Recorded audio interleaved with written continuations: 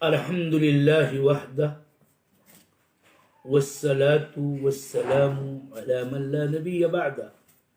أما بعد.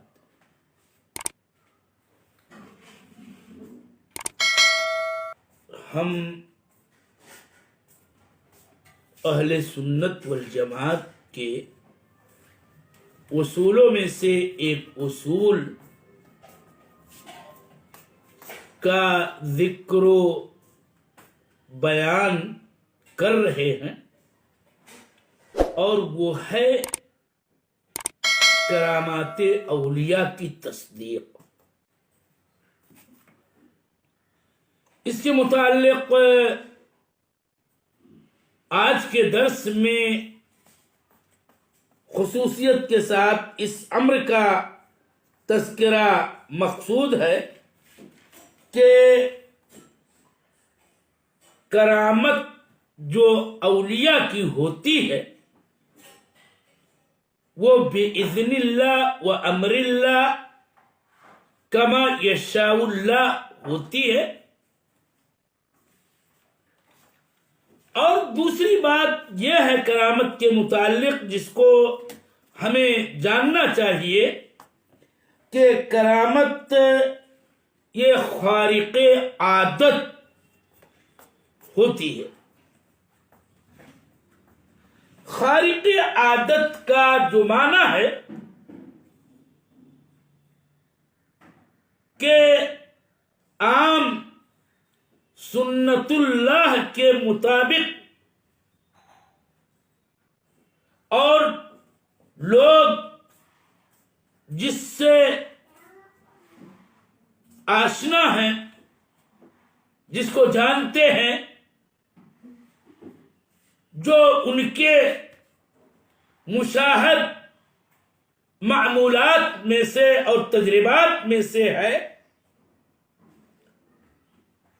اس امر کے خلاف کوئی چیز ہو اسی کو خارق عادت کہا جاتا ہے.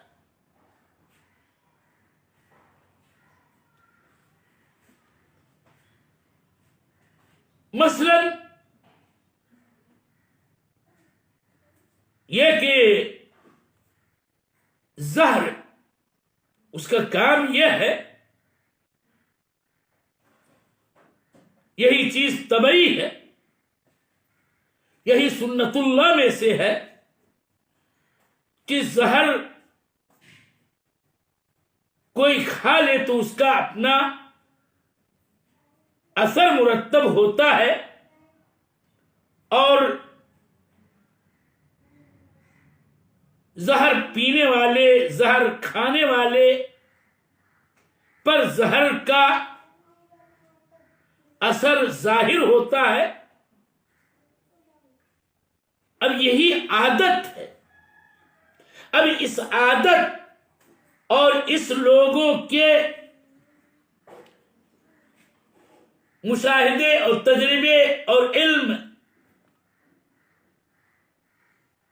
اور اس کے خوگر ہونے کے بجائے اگر کوئی شخص زہر کی ایک اچھی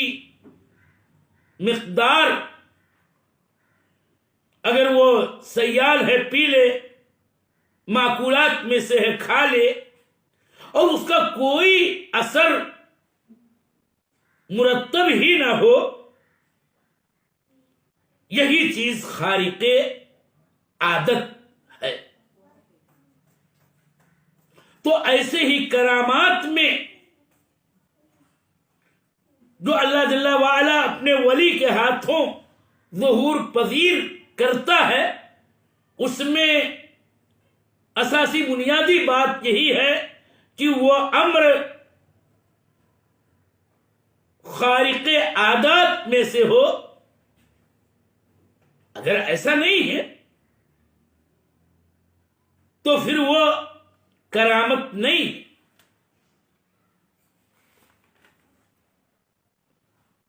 اور یہ بات یاد رہے کہ اللہ جل وعلا ہی اس کو جاری کرتا ہے اور وہی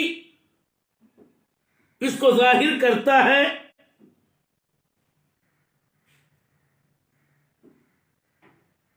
اور یہ بات کہ اللہ جل وعلا کے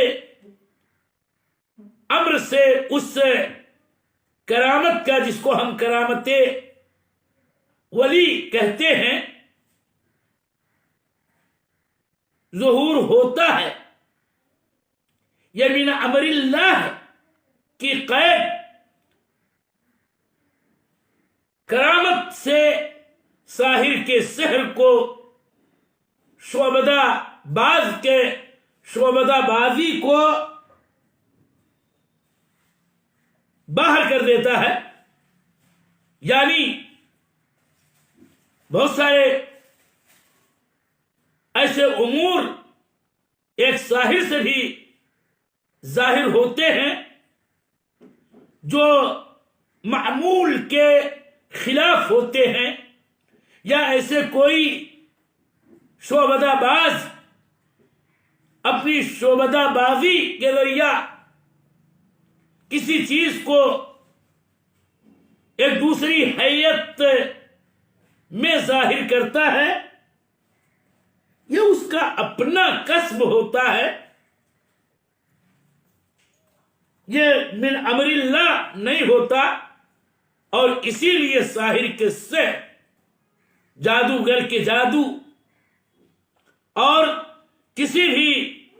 شعبدہ باز کے شعبدہ بازی کو کرامت نہیں کہا جائے گا. پھر معاملہ یہ بھی کہ کرامت کی جو تعریف ہے، تو یہاں پر ایک سوال پیدا ہوتا ہے کہ نبی کو جو آیت من جانب اللہ عطا ہوتی ہے،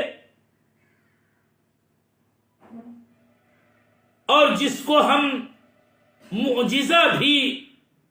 اس کے معنی کے اعتبار سے بولتے ہیں، کہتے ہیں،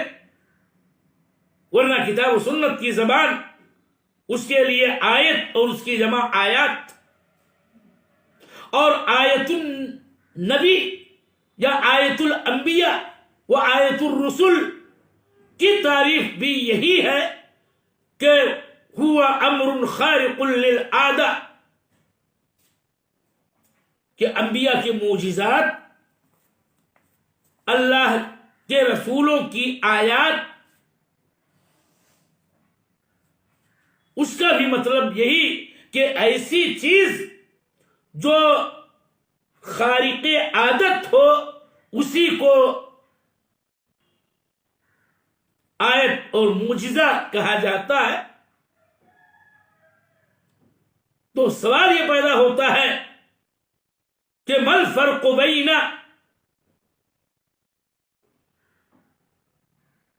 آیت النبی و کرامت الولی، نبی کے معجزے میں اور ولی کی کرامت میں کیا فرق ہے؟ ایک فرق تو ظاہری یہ بھی ہے کہ آیت میں صاحب آیت نبوت و رسالت کا دعویٰ لوگوں کے سامنے پیش کرتا ہے، اور اس کا یہ دعویٰ سچا ہوتا ہے. اللہ تعالی کے کلام، اللہ کی وحی اور اس کے علاوہ اور دیگر اس کی دلیلیں، اس کے حجج و براہین ہوتے ہیں کہ جس کی روشنی میں وہ اللہ کا بندہ جو نبی و رسول ہوتا ہے اللہ کا، وہ یہ کہتا ہے کہ انی رسول اللہ، اور اس کے ساتھ اس کو خارق عادت امر سے نوازا جاتا ہے کہ جو اس کی نبوت اس کی رسالت کی صداقتوں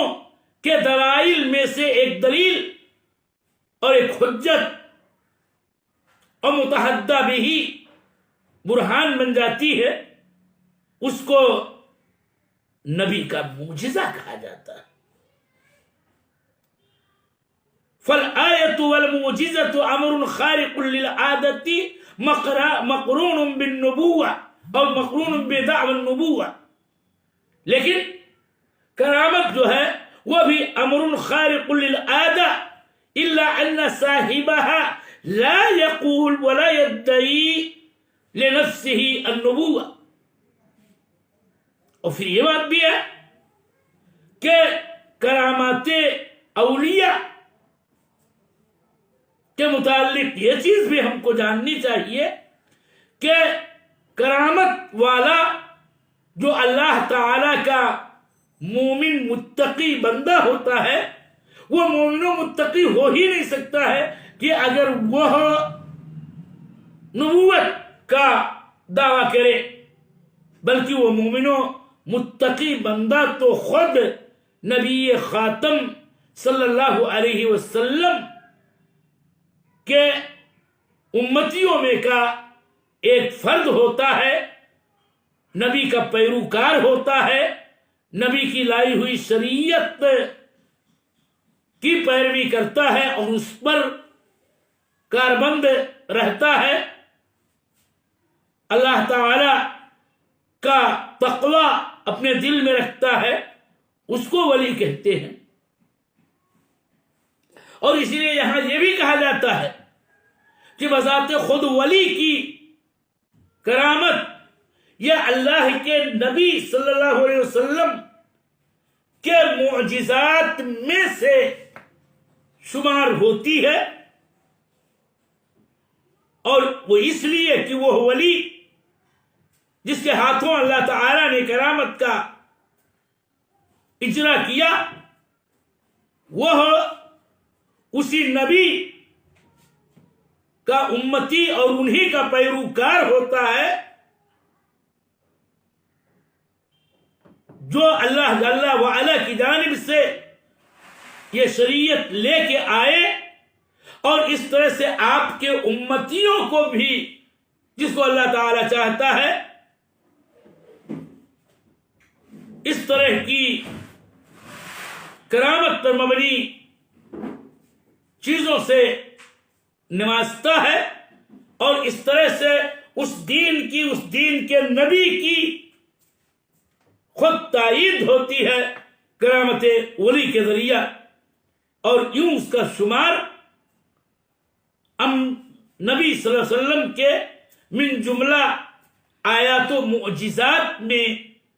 ہوا کرتا ہے۔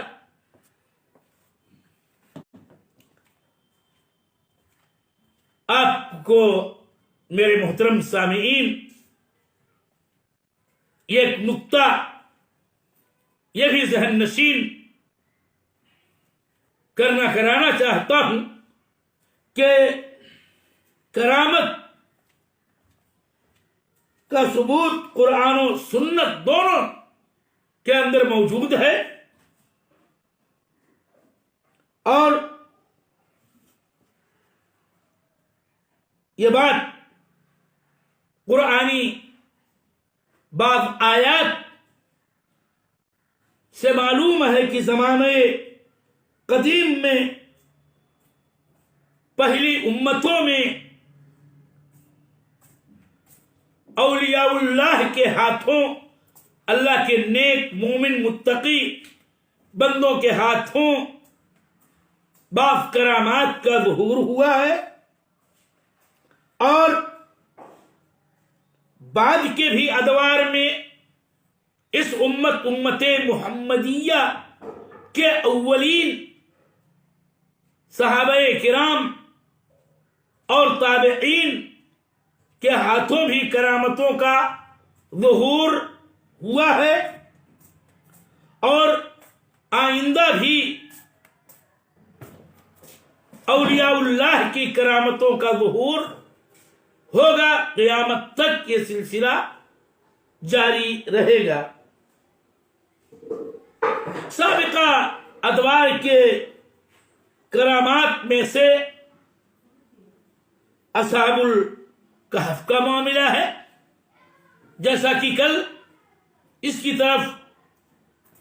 اشارہ کیا جا چکا ہے کہ یہ نوجوان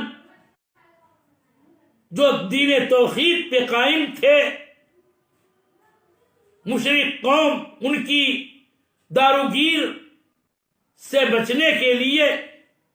یوں علیحدگی ان سے اختیار کی کہ غار میں جا کے پناہ لیا،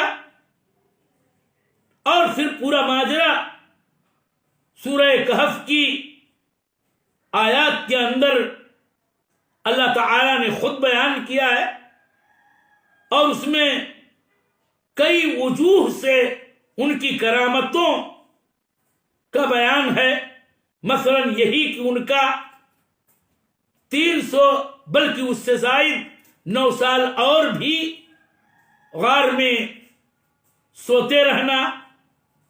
سونے کی کیفیت، ان کے کروٹ لینے کی کیفیت الی آخر ہی، یہ ساری چیزیں ظاہر سی بات تھے کہ خرق عادت چیزیں تھیں، اس لیے ان مومنوں اور متقیوں کی یہ کرامت تھی۔ اسی طرح سے مریم علیہ السلام کی زندگی میں ان کے تعلق سے مختلف کرامتیں، یہ کرامت ہی تھی کہ ان کے پاس بے موسم کا پھل ہوا کرتا تھا، جس کے بارے میں ان کے کفیل زکریا علیہ السلام نے یہ کہا تھا کہ یا مریم ان لکی ھذا قالت هو من عند اللہ، تو یہ مریم علیہ السلام کی کرامت تھی۔ ساتھ ہی ساتھ عیسیٰ علیہ السلام کے ان کے بطن سے تولد ہونے کے بعد، معجزانہ طور پر پیدا ہونے کے بعد، اللہ تعالیٰ کا یہ حکم دینا کہ تم کھجور ہلاؤ، یہ قدرت و تاثیر کہ کھجور کے پیڑ کو انہوں نے ہلایا اور اس سے رطباً جنیہ والا پھل کھجور کا گر پڑا اور گرتا رہا کہ جس کو انہوں نے کھایا اللہ تعالیٰ نے کھانے کا حکم دیا تھا۔ یہ ساری چیزیں مریم کے کرامات میں سے ہیں۔ اسی طرح سے ان 3 اشخاص کا واقعہ کہ جن کی پہاڑ کے کھوہ میں چھپنے کے بعد ایک بڑا سا پتھر آ کے غار کا منہ بند کر دیا، پھر انہوں نے جب اللہ تعالیٰ سے دعائیں کی تو اللہ تعالیٰ نے ان کی اعانت فرمائی، یوں کہ وہ چٹان اس غار کے منہ سے ہٹ گیا۔ یہ کرامت تھی ان اہل ایمان کی۔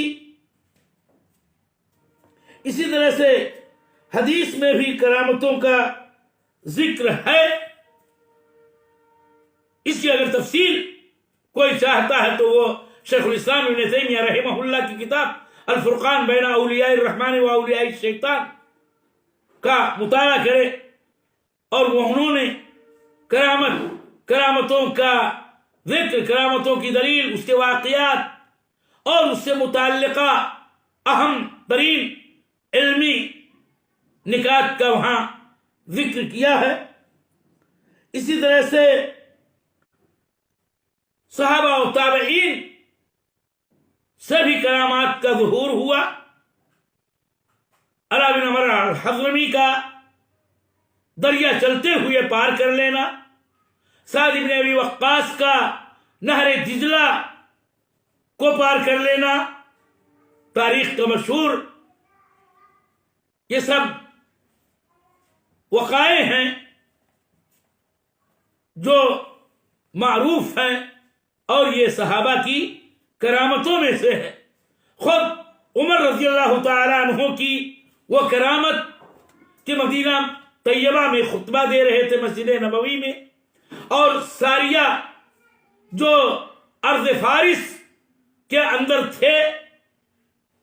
اللہ جل وعلا نے ان کے لیے ان کا معاملہ ظاہر کیا، اور یوں مکاشفہ ہوا کہ انہوں نے ساریہ اور ان کی فوج کو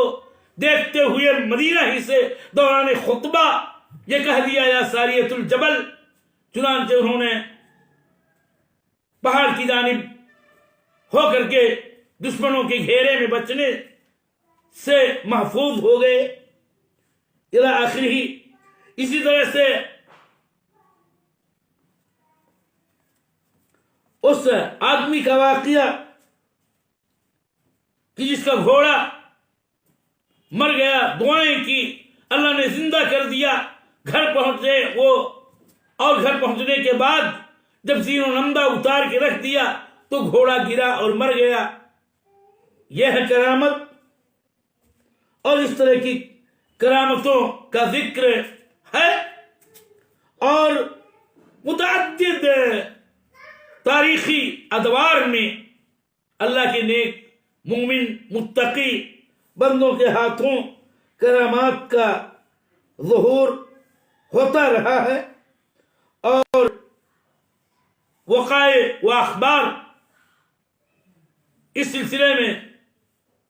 کچھ یقیناً سچے ہیں، اس میں کوئی شبہ نہیں ہے۔ تو بہرحال اسی لیے تو اہل سنت والجماعت کا یہ مذہب ہے کہ وہ اللہ کے مومن و متقی بندوں، اولیاء کی کرامات کی، اور جو بھی اللہ تعالی علوم و مکاشفات، قدرت و تاثیرات کی انواع میں سے خارق العادات امور کا اجرا کرتا ہے، ان کی تصدیق کرتے ہیں، ان پر ایمان رکھتے ہیں۔ جب اور یوں اہل سنت والجماعت ان اہل بدعات کی گویا اس امر میں مخالفت کرتے ہیں جنہوں نے کرامات اولیاء کا انکار کیا ہے، جیسا کہ معتزلہ کا مذہب ہے، اور جو بھی معتزلہ کے مدرسے عقلانیہ میں کے لوگ پیروکار ہیں کہ وہ سب کرامات اولیاء کا انکار کرتے ہیں۔ ان کے قول کا یہ خلاصہ ہے کہ کرامات اولیاء کی اس بات سے ساحر اور ولی اور نبی میں اشتباہ ہو جائے گا، کیونکہ ایک ساحر، ایک شعبدہ باز، وہ بھی خارق عادت امور کا اظہار کرتا ہے، یا اس کے ہاتھوں کو وہ کہنا چاہتے ہیں خوارق عادات امور ظاہر ہوتے ہیں۔ ایسے ہی نبی، اللہ تعالی کا نبی، ہر دور میں اس کے انبیاء وہ بھی خوارق عادات امور سے سرفراز ہوئے کہ ان کے ہاتھوں اس طرح کے معجزات کا ظہور ہوتا رہا۔ تو کہہ رہے ہیں کوئی فرق نہیں رہ جائے گا نبی میں یا ولی میں، یا ایسے ہی ان کے بقول ولی اور ساحر و شعبدہ باز کے درمیان کوئی فرق نہیں رہ پائے گا۔ آخر کیسے فرق کیا جائے؟ لہذا وہ یہ کہتے ہیں کہ اولیاء کے ہاتھوں کرامات کا ظہور ہوتا ہی نہیں ہے، اور اس کا وہ انکار کرتے ہیں۔ حالانکہ اس کا جواب یہ ہے کہ اس میں اشتباہ والی بات نہیں ہوگی، اس لیے کہ یہ ممکن ہے، کیونکہ کرامت یہ ولی کے ہاتھوں ظاہر ہونے والی چیز ہے، اور پھر ولی نبوت کا تو مدعی ہوتا نہیں ہے اور نہ ہی وہ اس نوع کی بات کہتا ہے یا کرتا ہے، لہذا جب اسے اس بات کا سرے سے دعویٰ ہی نہیں ہے تو پھر یہ کیوں کر اشتباہ والی بات کہی جائے کہ کرامت کے ظہور سے ولی اور نبی میں اشتباہ ہو جائے گا؟ اس لیے کہ یہ بات معلوم ہونی چاہیے کہ ولی یہ کسی بھی نبی یا رسول کے امتیوں میں کا ایک مومن و متقی فرد ہوتا ہے، وہ نبی یا رسول تو ہوتا نہیں، نہ وہ نبوت و رسالت کا دعویٰ کرتا ہے۔ اگر وہ ایسا ہی کرے تو پھر وہ ولی کیوں کر ہوگا؟ ولی تو صاحب ایمان، صاحب تقوی کو کہتے ہیں، وہ کیوں کر مومن ہو سکتا ہے، وہ کیوں کر متقی ہو سکتا ہے کہ جس کو اللہ تعالی نے نبی بنایا ہی نہ ہو، رسول کی حیثیت سے اس کو منتخب نہ کیا ہو اور وہ نبوت و رسالت کا دعویٰ کرتا پھرے، پھر وہ ولی کیوں ہوگا؟ وہ تو کذاب، دجال اور متنبی، باطل پرست شخص ہوگا۔ اور بات یہاں ولی کی ہو رہی ہے اور اس کی تعریف ہی سے ظاہر ہے کہ الولی ہوا کلو مومن تقی، ولی کہتے ہیں مومن اور تقوی شعار شخص کو۔ لہذا اور رہی بات ساحر کے سحر اور شعبدہ باز کے شعبدہ بازی سے، تو یاد رہے کہ یہاں یہ اس کا کسب ہوتا ہے اور وہ یہ کرتب ایک طرح سے دکھاتا ہے۔ شعبدہ باز یا ساحر، سحر جو برحق چیز ہے، وہ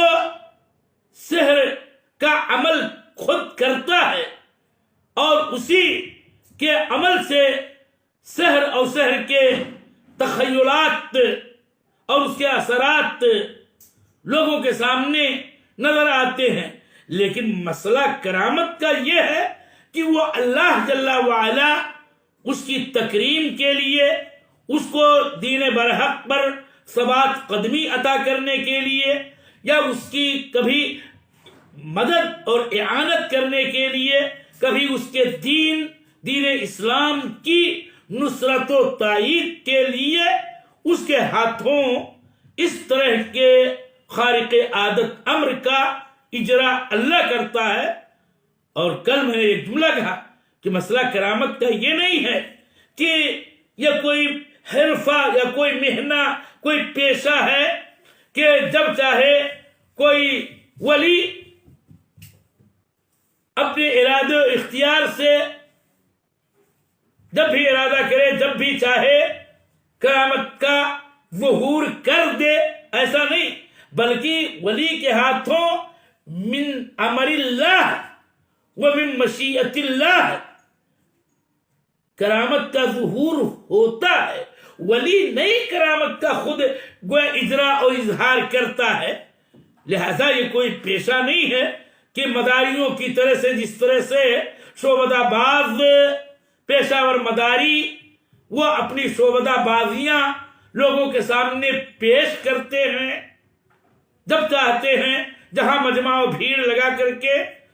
یہ کرتب اور شعبدہ بازی کا مظاہرہ کرتے ہیں۔ تو کرامت ایسی کوئی چیز نہیں ہے کہ ولی مثلا یہ کہے کہ ابھی میں صبح کو اپنی کرامت ظاہر کروں گا۔ اگر ایسا کہتا ہے تو وہ کذاب ہے، وہ اللہ تعالی کا بندہ نہیں، بلکہ وہ شیطان کے اولیاء میں سے قرار پائے گا۔ جیسے کہ ساحر اور شعبدہ باز یہ بھی ہے کہ وہ اپنے کرتب یا اپنے سحر کا ظہور کرتے ہیں، اور ساحر اور شعبدہ باز حقیقت میں شیاطین سے استمداد کرتا ہے۔ لہذا شعبدہ باز کی شعبدہ بازی اور ساحر کے سحر اور ولی کے کرامت میں اشتباہ کا کوئی سوال ہی نہیں پیدا ہوا کرتا ہے۔ آج میں اسی قدر گفتگو پر اکتفا کرتا ہوں، انشاءاللہ اس تعلق سے بقیہ باتیں کل کے درس میں پیش کی جائیں گی۔